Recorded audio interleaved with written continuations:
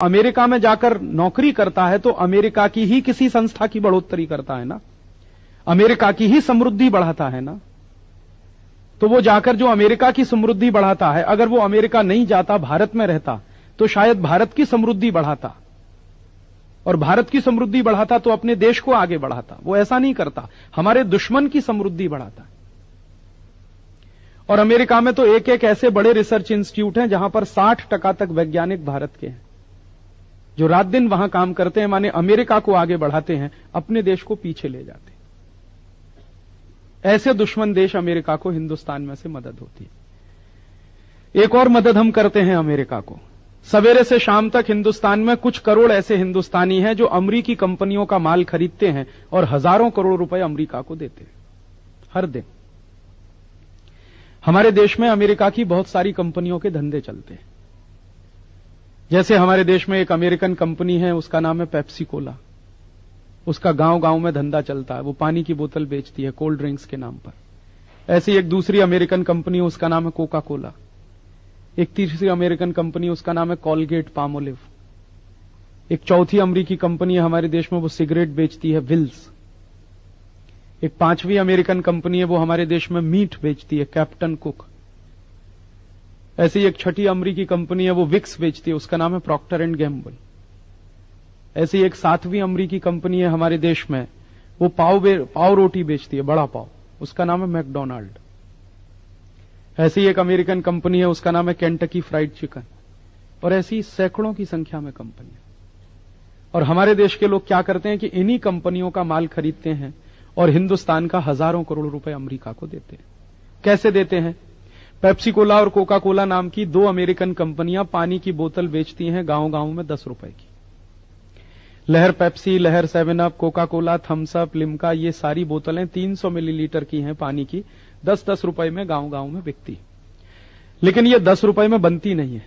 गांव गांव में पेप्सी और कोका कोला की बिकने वाली 10 रुपए की बोतल फैक्ट्री के अंदर मात्र 70 पैसे में बनती है।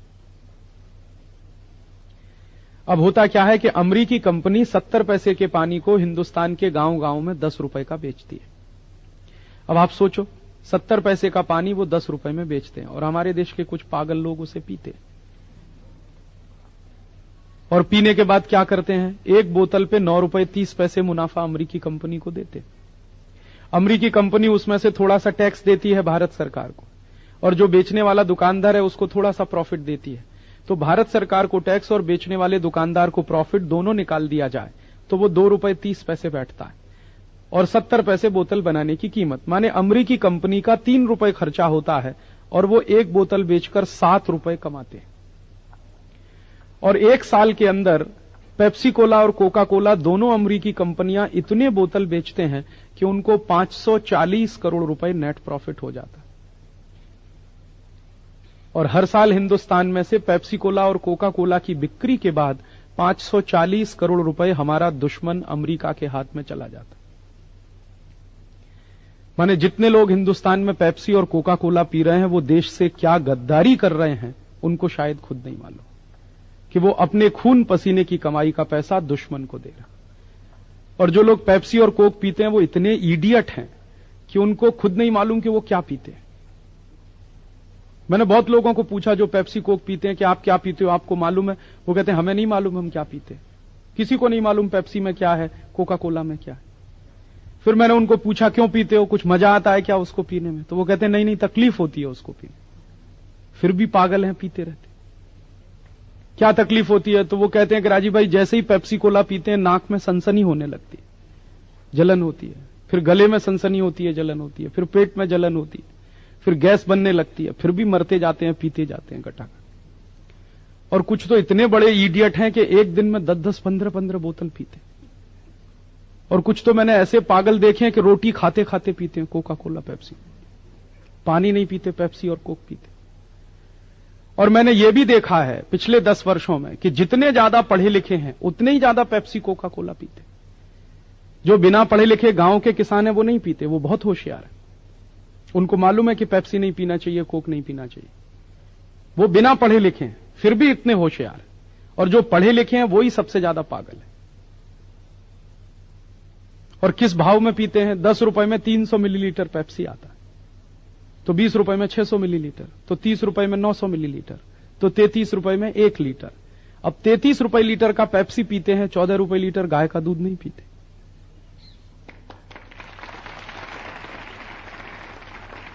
अब जो पढ़े लिखे बेवकूफ 14 रुपए लीटर गाय का दूध ना पिए, 33 रुपए लीटर पेप्सी पिए और पीने के बाद भी मजा नहीं आए, सनसनी हो शरीर में, उनको इडियट कहें कि स्मार्ट। और उनके कारण हिंदुस्तान का हर साल 540 करोड़ रुपए दुश्मन अमेरिका को चला जाता।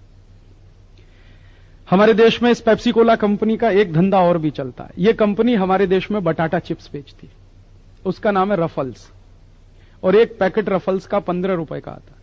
अब आप सोचो, 15 रुपए का एक पैकेट रफल्स का आता है, उसमें 40 ग्राम बटाटा चिप्स निकलता। अब 40 ग्राम बटाटा चिप्स 15 रुपए का, तो 80 ग्राम हो गया 30 रुपए का, तो 100 ग्राम हुआ 37 रुपए 50 पैसे का, तो 1 किलो हो गया 370 रुपए का। अब आप सोचो 370 रुपए किलो बटाटा चिप्स और 5 रुपए किलो बटाटा,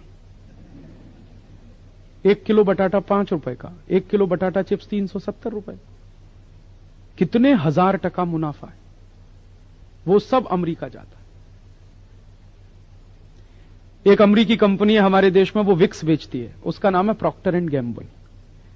हर एक गांव में विक्स की 25 ग्राम की शीशी 38 रुपए की बिकती है। अब 38 रुपए में 25 ग्राम विक्स है, तो 50 ग्राम हो गया 76 रुपए का, तो 100 ग्राम 152 रुपए का, तो 1 किलो हो गया 1520 रुपए का। 1520 रुपए किलो विक्स मिलता है, और 150 रुपए किलो गाय का घी। जितने में 10 किलो गाय का घी आएगा, उतने में 1 किलो विक्स आता है। और कुछ पढ़े लिखे पागल हैं जो गाय का घी नहीं खाते लेकिन विक्स लगाते। और मैं पूछता हूं क्यों लगाते हैं, तो वो कहते हैं सर्दी जुकाम ठीक होता है। दुनिया में सर्दी जुकाम ठीक करने की आज तक कोई दवा नहीं है। सर्दी जुकाम की दवा हो नहीं सकती, क्योंकि सर्दी जुकाम बीमारी नहीं है, इन्फेक्शन है, और इन्फेक्शन ठीक करने का काम शरीर खुद कर लेता है। कई बार आपको सर्दी जुकाम हुआ है, आप कुछ मत करिए, गर्म पानी पीते रहिए, 3 दिन में ठीक हो जाएगा। लेकिन विक्स लगाया तो 10 दिन ठीक नहीं होगा, यह गारंटी मैं दे सकता हूं। आप पूछोगे क्यों? विक्स में पता है क्या है? Petroleum jelly. और पेट्रोलियम जेली क्या होता है? आप कभी अपने शरीर पर पेट्रोलियम जेली लगा लीजिए, तो आपके शरीर के जितने रोम छिद्र हैं सब बंद हो जाएंगे। तो आपने नाक में पेट्रोलियम जेली लगा ली, तो उसके भी रोम छिद्र बंद हो गए, तो जुकाम तो चोक और हो जाएगा, और परेशानी होगी आप। लेकिन हैं लोग पागल जो टेलीविजन का जाहिरात देख देख के विक्स खरीदते रहते हैं, लगाते रहते हैं। 1520 रुपए किलो में आप घर में बनाइए, अगर विक्स तो 150 रुपए किलो में बनता है, उसको कंपनी 1500 रुपए किलो में बेचती है। आप सोचो कितने हजार टका मुनाफा। ऐसी एक अमेरिकी कंपनी है, वो सिगरेट बेचती है, उसका नाम है विल्स। 12 पैसे में एक सिगरेट बनती है, 2 रुपए की बिकती है, और एक साल में यह कंपनी 60 अरब सिगरेट बेचती है। 1 अरब में 100 करोड़ होता है, 60 अरब में 6000 करोड़। 6000 करोड़ सिगरेट हिंदुस्तान के 100 करोड़ की लोक संख्या वाले देश में बिकती है हर साल। और एक सिगरेट पे आप सोचो 1 रुपए 80 पैसे भी मुनाफा है, तो 6000 करोड़ सिगरेट पे मुनाफा बड़े आराम से 10 से 12,000 करोड़ रुपए का। इसका अर्थ क्या हुआ कि जो लोग विल्स पीते हैं वो खुद तो मरने ही वाले हैं, देश को भी मारेंगे। खुद तो मरेंगे क्योंकि विल्स पीने से कैंसर होगा, फेफड़े गल जाएंगे। देश को क्या मारेंगे? पैसा हिंदुस्तान का अमेरिका चला जाएगा। और जो विल्स पी रहा है वो मरेगा, बाजू वाला उसके पहले मरेगा, क्योंकि विल्स पीने वाला तो धुआं बाहर फेंक देता है, बाजू वाला पूरा खींच लेता है उसको।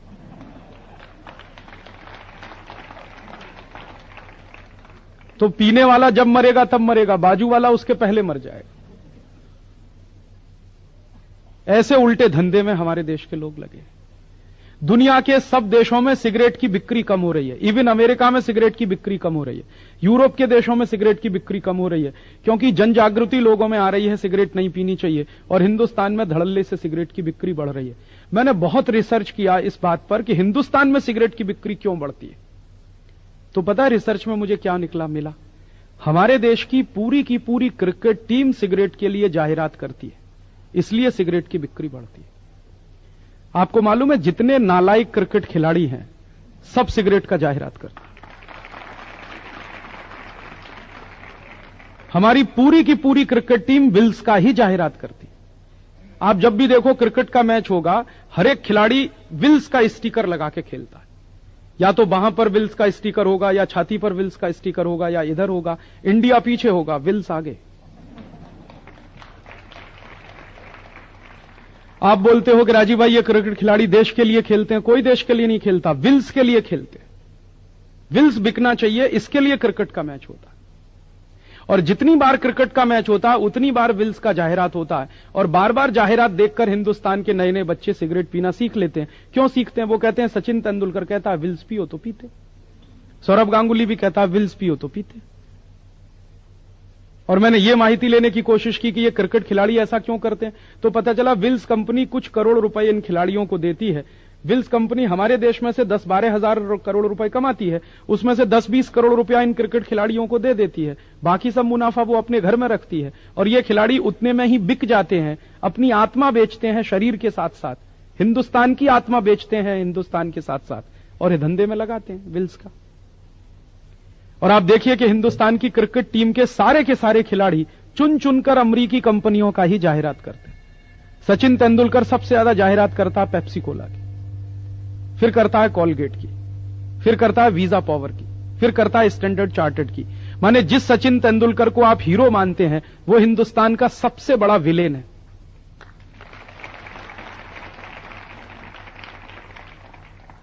क्योंकि वो तेंदुलकर जाहिरात करता है सिगरेट की, पेप्सी की, कोका कोला की और इनकी कॉलगेट की या वीजा पावर की या स्टैंडर्ड चार्टर्ड की, ये सब अमेरिकन कंपनी है। तो तेंदुलकर की क्या कोशिश है कि ज्यादा से ज्यादा अमेरिकी कंपनियों का धंधा भारत में चले, तो ज्यादा से ज्यादा मुनाफा हिंदुस्तान का अमेरिका जाए। जो आदमी अपने देश का मुनाफा दुश्मन को देने के काम में लगा हो उसको हीरो कहें कि विलेन। और ऐसे विलेन का क्रिकेट मैच देखने के लिए 8 घंटे हम बर्बाद करते, हमारा भी दिमाग खराब हो गया। दिन भर बैठे बैठे क्रिकेट का मैच देखते रहे, करोड़ों घंटे देश के बर्बाद करते हैं, पैसा बर्बाद होता है देश। ऐसे दुष्चक्र में हमारा देश फंस गया है। और आप पूछोगे ऐसी कितनी कंपनियां हैं? पेप्सी कोला है, कोका कोला है, कॉलगेट है, प्रॉक्टर एंड गैम्बुल है, विल्स है। एक कंपनी है हिंदुस्तान लीवर है, नाम से ऐसा लगता है जैसे हिंदुस्तान की है, उसका असली नाम है यूनिलीवर, हॉलैंड की कंपनी है। जिस देश में जाती है उसी देश का नाम अपने साथ लगा लेती है।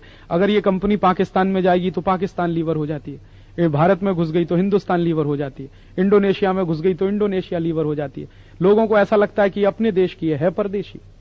और ये हजारों करोड़ रुपए धंधे करके ले जाती है हमारे देश में से। ऐसी दोस्तों अपने देश में 4000 कंपनियां, कोई 500 करोड़ कमाती है, कोई 1000 करोड़ कमाती है, कोई 2000 करोड़ कमाती है।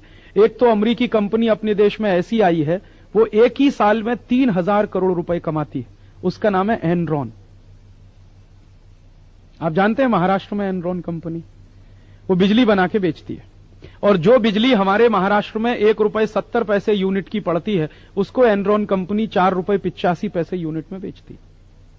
और साल में बड़े आराम से 3000 करोड़ रुपए कमा के ले जाती है। और ऐसा कितना पैसा हमारे देश का परदेश जाता है, वो माहिती लेने की जब हमने कोशिश की तो पता चला कि 4000 विदेशी कंपनियां हैं, एक साल में 80,000 करोड़ रुपए लूट के ले जाते हैं। और ये 80,000 करोड़ रुपए कहां जाता है? दुश्मन के हाथ में। अमेरिका में जाता है, ब्रिटेन में जाता है, फ्रांस में जाता है, जर्मनी में जाता है। ये सब देश हमारे दुश्मन हैं। यूरोप के देशों ने तो 200 साल हिंदुस्तान को लूटा, और उसी यूरोप के देशों की कंपनियों को फिर पैसा देते हैं हम लोग। और ये पैसा जो परदेश जाता है तो उससे 2 नुकसान होते हैं। एक तो दुश्मन के हाथ में पैसा जाता है, दुश्मन क्या करता है, वो पैसा पाकिस्तान को दे देता है। पाकिस्तान उस पैसे से क्या करता है? आतंकवादियों को पालता है। आतंकवादी क्या करते हैं? जम्मू कश्मीर के लोगों की हत्या करते हैं। या पाकिस्तान उस पैसे से क्या करता है? भारत पर हमला करता है। और दूसरा नुकसान क्या होता है कि हर साल अपने देश का अगर 80,000 करोड़ रुपए परदेश जाता है तो अपने देश का खजाना खाली हो जाता है। खजाना खाली हो जाता है तो सरकार क्या करती है? विदेशी कर्ज लेकर आती है। एक सरकार विदेशी कर्ज लाती है, दूसरी उसका ब्याज चुकाने के लिए कर्ज लाती है। कर्ज हर साल बढ़ता चला जाता है। आजादी मिली थी 1947 में तो 1 पैसे का विदेशी कर्ज नहीं था। अब आजादी मिलने के 52-53 साल के बाद हिंदुस्तान के हर एक बच्चे के ऊपर 6500 रुपए का विदेशी कर्ज। और यह विदेशी कर्ज इतना हो गया है कि हर साल इसका ब्याज देने के लिए सरकार को कर्ज लेना पड़ता है। कभी कभी ब्याज देने के लिए कर्ज नहीं मिलता तो हिंदुस्तान का सोना बेचना पड़ता है। 1990 के साल में हमारे देश में एक ऐसी सरकार बनी जिसको विदेशी कर्जे का ब्याज चुकाने के लिए देश का सोना बेचना पड़ा। और कितना?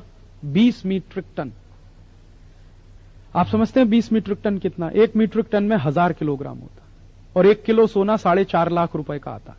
तो 20,000 किलोग्राम सोना कितने का? उसके बाद एक दूसरी सरकार आई, उसने 47 मीट्रिक टन सोना बेचा। फिर अब की बार क्या हो रहा है? इस बार भी भारत सरकार को कर्जे का ब्याज चुकाने के लिए पैसा चाहिए, पैसे की कमी पड़ रही है। तो अब भारत सरकार ऐसा कर रही है कि हमारे देश की जो बड़ी बड़ी पब्लिक सेक्टर की कंपनियां हैं उनकी संपत्ति बेच रही है। इस वर्ष हमारे देश की 40 कंपनियां बिकने जा रही हैं कर्जे का ब्याज चुकाने। कौन कौन सी कंपनियां बिक रही हैं भारत की? आप किसी पेट्रोल पंप पे जाते होंगे, वहां एक नाम मिलेगा आपको, HP। उसका नाम है हिंदुस्तान पेट्रोलियम। हिंदुस्तान में पेट्रोल बनाने वाली ये सबसे बड़ी सरकारी कंपनी है, उसको भारत सरकार बेच रही है और एक अमेरिकी कंपनी उसको खरीद रही है। ऐसे ही एक दूसरी बहुत बड़ी कंपनी है, उसका नाम है इंडियन ऑयल कॉरपोरेशन। वो डीजल बनाने वाली सबसे बड़ी कंपनी, उसको सरकार बेचने जा रही है। वैसे एक कंपनी है IPCL, इंडियन पेट्रोकेमिकल्स लिमिटेड, उसको सरकार बेच रही। ऐसी 40 कंपनियों को सरकार बेच रही है, तो पैसा मिलेगा, कर्जे का ब्याज चुकेगा। फिर क्या होगा? अगले साल फिर कंपनियां बिकेंगी, फिर अगले साल कंपनियां बिकेंगी। 5 साल के बाद क्या होगा इस देश में? हो सकता है 5 साल के बाद हमारी सोने की खदान बिके, चांदी की खदान बिके, कोलसे की खदान बिके, हीरे की खदान बिके। क्योंकि कंपनियां बेचने के बाद फिर बचेगा क्या सरकार के पास? यही बचेगा, ये बेचेंगे। और इसको बेचने के बाद क्या होगा? खेत बेचेंगे, खलिहान बेचेंगे। और इसी तरह से राष्ट्र की संपत्ति बिकती चली गई। तब आप सोचिए कि इस राष्ट्र की आजादी का क्या होगा। जिस राष्ट्र की आर्थिक शक्ति जितनी कमजोर होती है, वो राष्ट्र की राजनीतिक गुलामी उतनी ही ज्यादा होती है। हमारी आर्थिक संपत्ति सब विदेशियों के हाथ में चली गई तो हम फिर गुलाम होंगे।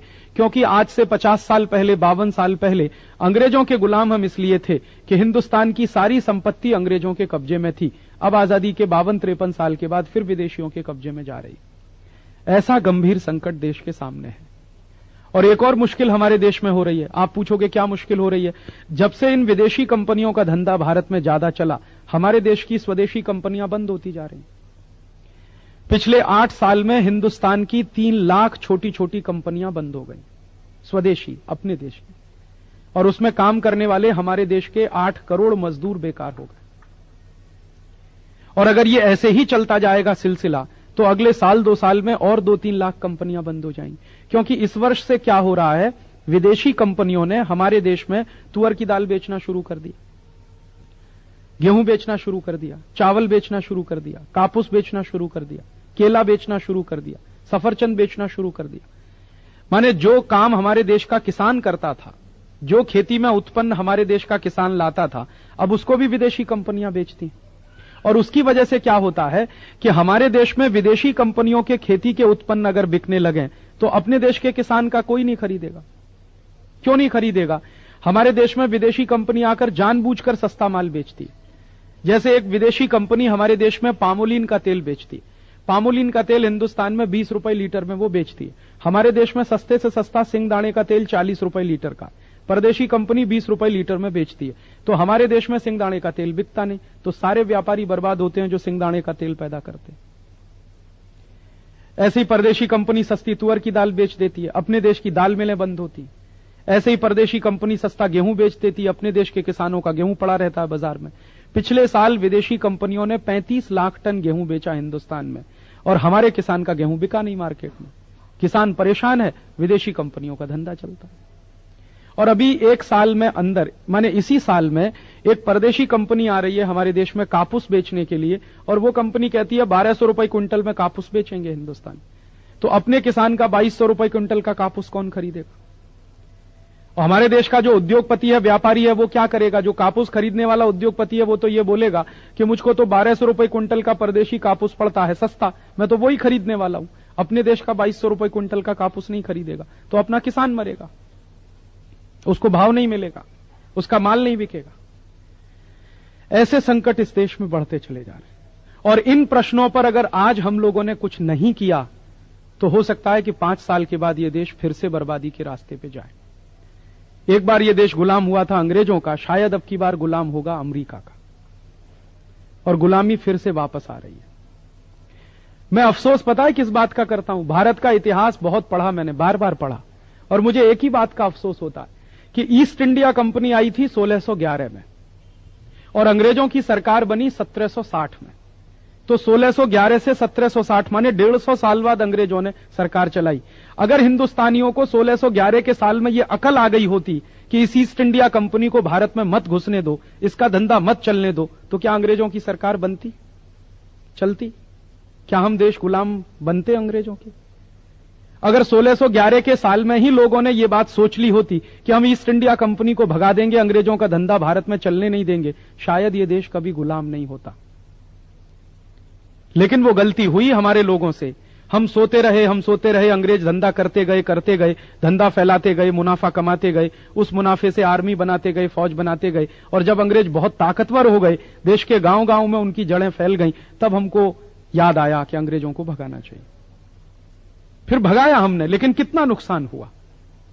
90 साल तो आजादी की लड़ाई चलती रही, 1857 से 1947, लाखों शहीदों की कुर्बानी देनी पड़ी हमको।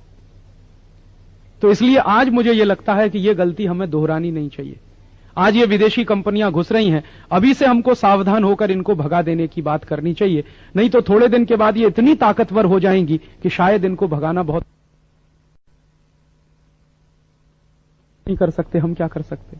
हम तो विद्यार्थी हैं, हम तो सिर्फ पढ़ते हैं, हम तो देश के लिए कुछ नहीं कर सकते। आप अगर ऐसी भाषा बोलेंगे कि हम तो देश के लिए कुछ नहीं कर सकते, तो क्या बाहर वाला आके देश के लिए करेगा? करना तो आपको ही पड़ेगा, क्योंकि देश आपका है। आप इस देश के हैं, देश आपका है, तो आपको ही करना पड़ेगा। और मान लीजिए आप ये भाषा बोलते हैं कि हम तो देश के लिए कुछ नहीं कर सकते, यही भाषा हमारे देश के सैनिकों ने बोलना शुरू कर दिया जो आर्मी में काम करते हैं कि हम तो देश के लिए कुछ नहीं कर सकते, तो क्या होगा? कारगिल युद्ध लड़ने वाले अगर भारत के सैनिकों ने यह कह दिया होता हमारे देश के लोगों से कि हम कुछ नहीं कर सकते, पाकिस्तान ने कब्जा कर लिया, अब जो हो गया वो हो गया, हम कुछ नहीं कर सकते, तो हमारा देश तो खलास हो गया होता अभी पिछले ही साल। कम से कम हजारों वर्ग मील इलाका हमारा पाकिस्तान में चला गया होता। लेकिन हमारे सैनिकों ने ऐसा नहीं कहा कि हम कुछ नहीं कर सकते, उन्होंने ये कहा कि हम कुछ भी नहीं कर सकते तो मर तो सकते हैं देश के लिए। और 465 सैनिक मर गए तो देश बच गया। इसलिए आप कभी भी जीवन में ऐसी भाषा मुंह से मत निकालिएगा कि हम देश के लिए कुछ नहीं कर सकते। हम सब चाहें तो देश के लिए बहुत कुछ कर सकते।